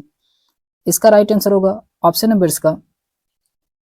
नंबर इसका बी वाला राइट आंसर होगा। दूसरा और तीसरा इसमें क्या है? सही है। इसके एक्सप्लेनेशन दिया गया है कि तवारीख के संबंध में कथन फर्स्ट और कथन सेकंड और कथन थर्ड दोनों क्या हैं, सही हैं। तवारीख के लेखक नगरों में रहा करते थे, अपने इतिहास सुल्तानों के लिए उनके ढेर सारे पुरस्कार पाने की आशा में लिखा करते थे। तवारीख के लेखक सचिव, प्रशासक, कवि और दरबारियों जैसे सुशिक्षित व्यक्ति होते थे, जो कि घटनाओं का वर्णन भी करते थे और शासकों को प्रशंसा संबंधी सलाह भी देते थे। तवारीख फारसी भाषा में लिखा गया था। तवारीख किस में लिखा गया था? ये फारसी भाषा में लिखा गया था। फिर उसके बाद आता है क्वेश्चन नंबर 6 है। क्वेश्चन नंबर 6 में कहा जा रहा है कि निम्नलिखित में से कौन सी रचना सूरदास द्वारा संकलित नहीं है। तो आपको इसमें बताना है कौन सी रचना जो कि सूरदास के द्वारा संकलित नहीं है। तो इसमें दिया गया है सूरसागर, ये जो कि सूरदास के द्वारा लिखी गई थी, सूरसागर। फिर उसके बाद सूर सरावली, ये भी है। साहित्य रत्ना ये जो कि सूरदास की नहीं है। साहित्य लहरी, ये भी सूरदास की है। तो इसमें ए बी डी इसका सही है, जबकि इसमें क्या है, सी वाला ये जो कि गलत है। यही इसका राइट आंसर होगा। ऑप्शन नंबर इसका सी वाला राइट आंसर होगा दोस्तों। इसमें दिया गया है कि साहित्य रत्ना सूरदास द्वारा संकलित नहीं है। सूरसागर, सूर सरावली, साहित्य लहरी, यह तीनों क्या हैं, सूरदास की संकलित रचनाएं हैं। सूरदास जो कि हिंदी के भक्ति काल के महान कवि थे, ये भगवान श्री कृष्ण के अन्यान उपासक और ब्रजभाषा के श्रेष्ठ कवि थे। सूरदास हिंदी साहित्य के सूर्य माने जाते थे। फिर उसके बाद आता है क्वेश्चन नंबर 7 है कि निम्नलिखित कथन तथा कारण पर विचार करें और सही विकल्प का इसमें चयन करना है। क्वेश्चन नंबर 7 में तो इसमें दिया गया है दोस्तों, कथन ए में कहा जा रहा है कि 18वीं शताब्दी के दौरान मुगल साम्राज्य धीरे धीरे कई स्वतंत्र क्षेत्रीय राज्यों में बिखर गया, जो कि सही है। कथन इसका क्या है, सही है। फिर उसके बाद आता है कारण आर में कहा जा रहा है कि मुगलों सम्राट द्वारा पतन के साथ कई प्रांत के सूबेदारों और बड़े जमींदारों ने भारतीय उपमहाद्वीप के विभिन्न हिस्सों में अपनी शक्ति और प्रबल कर ली थी। ये भी सही है, ये भी सही है दोस्तों। कारण भी सही है और कथन भी इसका सही है और सही इसका एक्सप्लेनेशन भी कर रहा है। तो ऑप्शन नंबर इसका ए वाला राइट आंसर होगा। ऑप्शन नंबर इसका ए वाला राइट आंसर होगा। फिर उसके बाद आता है, इसके एक्सप्लेनेशन में दिया गया है कि 1707 ईस्वी में औरंगजेब की मृत्यु के पश्चात मुगल साम्राज्य का पतन आरंभ हो गया था। 18वीं शताब्दी में अहमद शाह अब्दाली के आक्रमणों से मुगल साम्राज्य धीरे धीरे कई स्वतंत्र क्षेत्रीय राज्यों में बिखर गया। 18वीं शताब्दी में बंगाल के एक क्षेत्रीय राज्य बन जाने में जमींदारों में काफी बदलाव आया। मुगल सम्राटों की सत्ता के पतन के साथ कई प्रांत के सूबेदार अपनी शक्ति और प्रबल कर ली थी। फिर उसके बाद आता है क्वेश्चन नंबर 8 है। क्वेश्चन नंबर 8 में कहा जा रहा है कि किस क्षेत्र में भूस्वामियों को वेल्लार कहा जाता था। तो किस क्षेत्र में कहा जाता था, ये तमिल क्षेत्र में। तमिल क्षेत्र में भूस्वामियों को वेल्लार कहा जाता है। ऑप्शन नंबर इसका बी वाला राइट आंसर होगा। इसके एक्सप्लेनेशन में दिया गया है कि तमिल क्षेत्र के भूस्वामियों को वेल्लार कहा जाता था। संगम युग में साधारण हल चलाने वाले को उझावर के नाम से जाना जाता था। दास साहित्य भूमिहीन मजदूरों को कैदेसियार और आदिमाई के नाम से जाना जाता था। फिर उसके बाद आता है क्वेश्चन नंबर 9 है। इसमें कहा जा रहा है कि कथन ए और कथन बी को पढ़ें और इसमें सही उत्तर का चयन करना है। क्वेश्चन नंबर 9 में आपको इसमें कथन ए पढ़ना है और कथन बी। तो कथन ए में कहा जा रहा है कि राजा राम मोहन राय जैसे लोग जो सुधारक इसलिए कहा जाता था क्योंकि वे मानते थे कि समाज में परिवर्तन लाना और अन्यायपूर्ण तौर तरीकों से छुटकारा पाना जरूरी है। ये कथन क्या है, ये कथन सही है। कथन ए इसमें क्या है, सही है। कथन डी में कहा जा रहा है कि सुधारकों का विचार था कि इस तरह परिवर्तन के लाने से लोगों को इस बात के लिए प्रेरित किया जाना चाहिए कि वे पुराने व्यवहार को छोड़कर जीवन का नया ढंग अपनाने के लिए तैयार हों। तो ये भी क्या है, ये भी इसमें सही है। दोनों कथन सही दोस्तों, कथन ए भी सही है और कथन इसमें बी भी सही है। तो ऑप्शन नंबर इसका सी वाला राइट आंसर होगा। ए और बी इसमें दोनों क्या है, सही हैं। इसके एक्सप्लेनेशन में दिया गया है कि राजा राम मोहन राय को समाज सुधारक के रूप में जाना जाता है। उन्होंने ब्रह्म समाज की स्थापना 1828 में समाज में व्याप्त कुरीतियों को दूर करने के लिए की थी, क्योंकि वे मानते थे कि समाज में परिवर्तन लाना और अन्यायपूर्ण तरीके से छुटकारा पाना जरूरी है। सुधारकों का प्रमुख विचार था कि लोग को समाज में परिवर्तन लाने के लिए प्रेरित किया जाना चाहिए। फिर उसके बाद क्वेश्चन नंबर 10 है कि पूर्व मद्रास यानी कि चेन्नई में स्थापित वेद समाज प्रेरित था। ये वेद समाज जो कि ब्रह्म समाज द्वारा प्रेरित था। ऑप्शन नंबर इसका सी वाला राइट आंसर होगा। ऑप्शन नंबर इसका सी वाला राइट आंसर होगा। इसके एक्सप्लेनेशन में दिया गया है कि पूर्व मद्रास यानी चेन्नई में स्थापित वेद समाज ब्रह्म समाज द्वारा प्रेरित था। ब्रह्म समाज की स्थापना राजा राम मोहन राय के द्वारा 1828 ईस्वी में भारतीय समाज में व्याप्त कुरीतियों को दूर करने के लिए की गई थी। प्रार्थना समाज की स्थापना 1867 ईस्वी में आत्माराम पांडुरंग के द्वारा की गई थी। आर्य समान एक हिंदू सुधार आंदोलन से संबंधित था, जिसकी स्थापना स्वामी दयानंद सरस्वती ने 1875 ईस्वी में किया था। फिर उसके बाद आता है युवा बंगाल आंदोलन। युवा बंगाल आंदोलन ये 1826 में इस आंदोलन की शुरुआत हेनरी विपिडियन डेरोजियो के द्वारा किया गया था। डेरोजियो ने आधुनिक भारत का प्रथम राष्ट्र कवि भी कहा जाता है। तो डेरोजियो को आधुनिक भारत का प्रथम राष्ट्र कवि के नाम से भी इनको जाना जाता है। फिर उसके बाद आता है क्वेश्चन नंबर 11 है कि निम्नलिखित कथन ए और आर को पढ़िए और इसमें उपयुक्त विकल्प का इसमें चयन करना है, कौन सा विकल्प इसमें सही है। कथन ए में कहा जा रहा है कि ईसवी स्वामा रामास्वामी नायकर और पेरियार मनु संहिता, भागवत गीता और रामायण जैसे ग्रंथों की आलोचना की है। तो रामास्वामी नायकर और पेरियार मनु इनके द्वारा भागवत गीता और रामायण जैसे ग्रंथों की आलोचना की गई है। ये क्या है दोस्तों, पहला वाला ये सही है, कथन इसमें ए वाला सही है।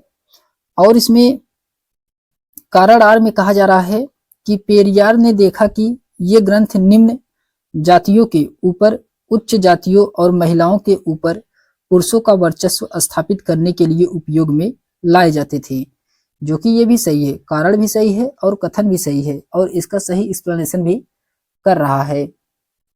तो इसलिए इसका राइट आंसर होगा दोस्तों ऑप्शन नंबर इसका पहला वाला राइट आंसर होगा। ए और आर दोनों सही हैं, ए की आर सही व्याख्या करता है।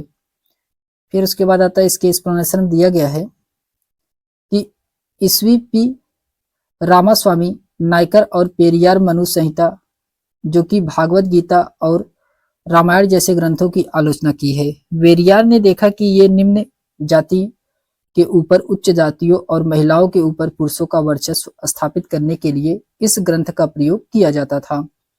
फिर उसके बाद क्वेश्चन नंबर 12 है दोस्तों कि किस गवर्नर जनरल ने घोषणा की थी कि बहादुर शाह जफर अंतिम मुगल राजा होंगे। तो कौन से गवर्नर जनरल के द्वारा यह घोषणा किया गया था कि बहादुर शाह जफर ये मुगल के अंतिम राजा होंगे। ये लॉर्ड कैनिंग के द्वारा कहा गया था। किसके द्वारा? लॉर्ड कैनिंग के द्वारा कहा गया था। ऑप्शन नंबर इसका ए वाला राइट आंसर होगा। इसके एक्सप्लेनेशन में दिया गया है कि लॉर्ड कैनिंग नामक गवर्नर जनरल की घोषणा की थी कि बहादुर शाह जफर अंतिम मुगल राजा होंगे। 1857 ईस्वी के विद्रोह में भाग लेने के कारण अंग्रेजों द्वारा बहादुर शाह जफर को बंदी बनाकर रंगून भेज दिया गया था। डलहौजी के द्वारा व्यक्तिगत के सिद्धांत आरंभ किया गया था और लॉर्ड हार्डिंग के द्वारा नरबली प्रथा प्रतिबंध लगाया गया था और एर्गिन के द्वारा वाहसी आंदोलन का दमन किया गया था। फिर उसके बाद क्वेश्चन नंबर 13 है दोस्तों कि निम्नलिखित में से किस भाषा में केसरी अखबार छपता था? तो ये मराठी में छपा जाता था। केसरी अखबार किस में छापा जाता था? तो ये मराठी में छापा जाता था।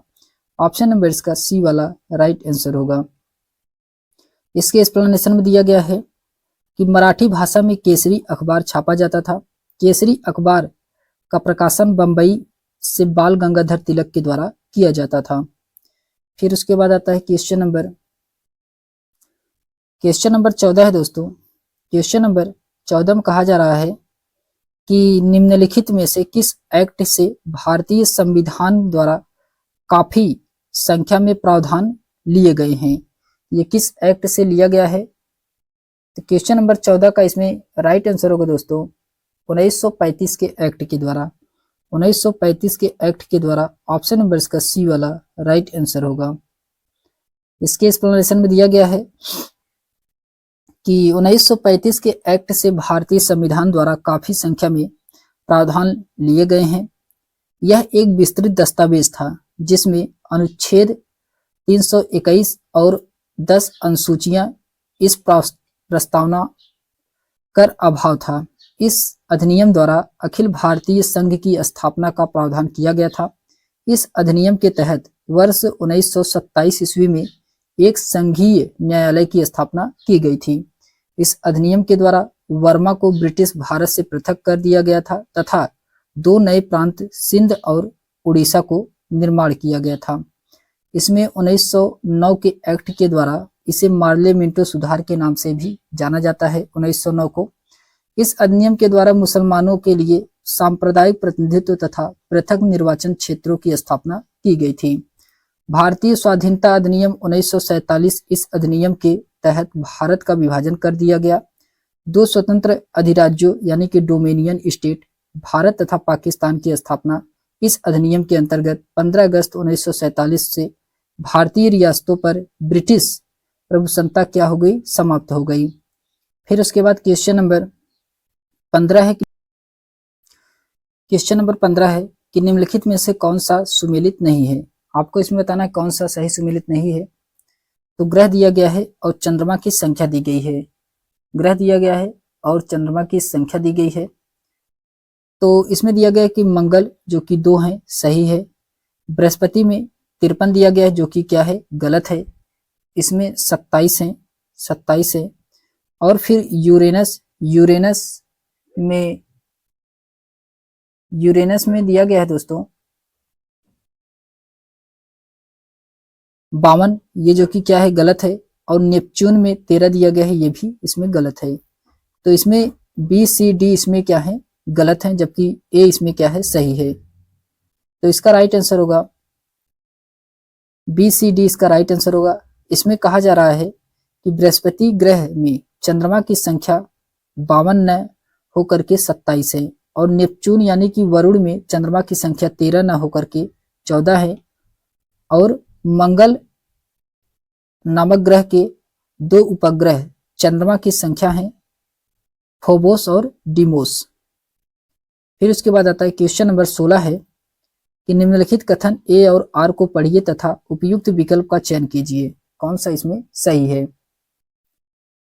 तो इसमें कहा जा रहा है कथन ए में कि उत्तरी ध्रुव वृत्त और उत्तरी ध्रुव के बीच के क्षेत्र में बहुत ठंडी होती है, जो कि सही है। कथन ए इसका सही है। कारण आर में कहा जा रहा है कि सूर्य की किरणें हमेशा तिरछी होती हैं और कम उष्मा देती है, तो ये भी सही है। इसमें दोनों इसमें सही है, लेकिन इसका एक्सप्लेनेशन सही नहीं है। तो इसलिए इसका राइट आंसर होगा ऑप्शन नंबर इसका बी वाला राइट आंसर होगा दोस्तों। ए और आर दोनों सही हैं, लेकिन सही व्याख्या नहीं है। फिर उसके बाद आता है इसके एक्सप्लेनेशन में दिया गया है कि उत्तर ध्रुव वृत्त और उत्तर ध्रुव के बीच क्षेत्र में बहुत ठंड होती है। सूर्य की किरणें हमेशा तिरछी होती हैं और कम उष्मा देती हैं। विषुवत रेखा के उत्तरी भाग को उत्तरी गोलार्ध तथा दक्षिणी भाग को दक्षिणी और दक्षिणी गोलार्ध के मध्य भाग को शीत कटबंधी या ध्रुवीय कटबंधी कहा जाता है। शीत कटबंधी में तापमान बहुत ही कम होता है, परिणाम स्वरूप यहाँ हमेशा बर्फ जमी रहती है, जिससे उत्तरी ध्रुव वृत्त के क्षेत्र में ठंड अधिक होती है। फिर उसके बाद आता है क्वेश्चन नंबर 17 है कि सूर्य पूर्व में उदय होता है क्योंकि सूर्य पूर्व में उदय होता है क्योंकि पृथ्वी पश्चिम से पूर्व की ओर चक्कर लगाती है। पृथ्वी पश्चिम से पूर्व की ओर चक्कर लगाती है। ऑप्शन नंबर इसका बी वाला राइट आंसर होगा। इसके एक्सप्लेनेशन में दिया गया है कि सूर्य पूर्व में उदय होता है क्योंकि पृथ्वी पश्चिम से पूर्व की ओर चक्कर लगाती है। पृथ्वी द्वारा सूर्य की एक परिक्रमण करने में लगने वाले समय को सौर वर्ष कहते हैं। पृथ्वी सूर्य के चारों ओर 29.7 किलोमीटर प्रति सेकंड के वेग से चक्कर लगाती हैं। पृथ्वी से संबंधित प्रमुख तथ्य क्या है? पृथ्वी को जल की उपस्थिति के कारण इसे नीला ग्रह कहा जाता है। पृथ्वी का एकमात्र उपग्रह कौन सा है? तो चंद्रमा है। फिर उसके बाद क्वेश्चन नंबर 18 है। क्वेश्चन नंबर 18 में कहा जा रहा है कि भारत में केंद्रीय सरकारी कार्यालय के खुलने का समय पूर्वाह्न 9 बजे जो कि भारतीय मानक समय है, चंडीगढ़ के पास 76°45 पूर्व देशांतर पर और कलकत्ता के पास 88°15 पूर्व देशांतर क्रम पर केंद्र सरकार के कार्यालयों के खुलने का स्थानीय समय इसमें क्या होगा? तो इसमें स्थानीय समय क्या होगा? तो इसका राइट आंसर होगा दोस्तों, इसका स्थानीय समय होगा कि 8:37 पूर्वाह्न और 9:23 पूर्वाह्न भी होगा। ऑप्शन नंबर इसका डी वाला राइट आंसर होगा। फिर उसके बाद आता है क्वेश्चन नंबर 19 है। क्वेश्चन नंबर 19 में कहा जा रहा है कि दक्कन पठार अपने पश्चिमी भाग पर कौन सी भौतिक विशेषता से जुड़ा हुआ है? तो कौन सी? तो ये सह्याद्री ऑप्शन नंबर इसका सी वाला राइट आंसर होगा। इसके एक्सप्लेनेशन में दिया गया है कि दक्कन पठार अपने पश्चिमी भाग पर सह्याद्री भौतिक विशेषताओं से जुड़ा हुआ है। 60 अंश उत्तरी अक्षांश रेखा सह्याद्री को 2 भागों में विभाजित करती है, उत्तरी सह्याद्री एवं दक्षिणी सह्याद्री, जो कि उत्तरी सह्याद्री को सर्वोच्च शिखर कलसुबाई जो कि 1646 मीटर ऊंचा है एवं दक्षिणी सह्याद्री को सर्वोच्च शिखर केंद्रमुख ये जो कि 1892 मीटर है। दक्कन का पठार मध्य प्रदेश व महाराष्ट्र राज्य में स्थित है। यह पठार ज्वालामुखी बेसाल्ट चट्टानों से बना हुआ है। इस पठार के पूर्वी भाग को विदर्भ कहा जाता है। दक्कन पठार में काली मिट्टी की प्रचुर मात्रा में पाई जाती है। फिर उसके बाद आता है क्वेश्चन नंबर 20 है। आपको इसमें सही सुमेलित कराना है। क्वेश्चन नंबर 20 में दिया गया है इसमें संगमरमर ये जो कि क्या है? तो ये कायांतरित शैव है। संगमरमर क्या है? कायांतरित शैल है। तो इसका राइट आंसर होगा चौथा। बलुआ पत्थर अवसादी शैल है। बलुआ पत्थर क्या है? अवसादी है, पहला सही है। कोयला ये जो कि क्या है? कोयला जीवाश्म ईंधन है कोयला, तो इसका दूसरा सही है। और ग्रेनाइट ये क्या है? आग्नेय शैल है, इसका तीसरा सही है। तो इसका राइट आंसर होगा ए का इसमें चौथा सही है, बी का पहला, सी का दूसरा और डी का इसमें तीसरा सही है। इसका राइट आंसर होगा ऑप्शन नंबर इसका सी वाला राइट आंसर होगा। फिर उसके बाद आता है इसके एक्सप्लेनेशन दिया गया है कि संगमरमर जो कि ये कायांतरित शैव है, बलुआ पत्थर ये अवसादी शैल है, कोयला ये जीवाश्म ईंधन है और ग्रेनाइट ये आग्नेय शैल है। फिर उसके बाद क्वेश्चन नंबर 21 है। क्वेश्चन नंबर 21 में कहा जा रहा है कि निम्नलिखित युग्मों पर विचार कीजिए और इसमें दिया गया स्थल रूप दिया गया है और घटक दिया गया है। तटबद्ध ये जो कि समुद्री तरंग का घटक है, तो इसका दूसरा सही है। स्टैक ये जो कि समुद्री तरंग है, ये भी स्टैक क्या है? समुद्री। आइए देखते हैं इसमें छत्रक शैल में क्या होगा? तो छत्रक शैल में पवन होगा, छत्रक शैल में क्या होगा, पवन होगा, पहला सही है। और हिमौड़, हिमौड़ में क्या होगा, हिमौड़ में हिमनद होगा, हिमौड़ में हिमनद होगा। और स्टैक में नदी होगा। तो इसका राइट आंसर होगा दोस्तों, ए का इसमें दूसरा सही है, बी का तीसरा, सी का पहला और डी का इसमें चौथा सही है। तो इसका राइट आंसर होगा ऑप्शन नंबर इसका सी वाला राइट आंसर होगा, ऑप्शन नंबर इसका सी वाला राइट आंसर होगा। इसके एक्सप्लेनेशन में दिया गया है कि तटबद्ध ये जो कि समुद्री तरंग और स्टेप, स्टेप ये जो कि क्या है, यहाँ पे समुद्र दिया गया है, जो कि ये गलत होगा। यहाँ पे क्या होगा, यहाँ पे होगा पवन, नहीं यहाँ पे होगा नदी, नदी यहाँ पे होगा नदी। और छत्रक शैल ये जो कि पवन है, हिमनौड़ ये हिमनद है।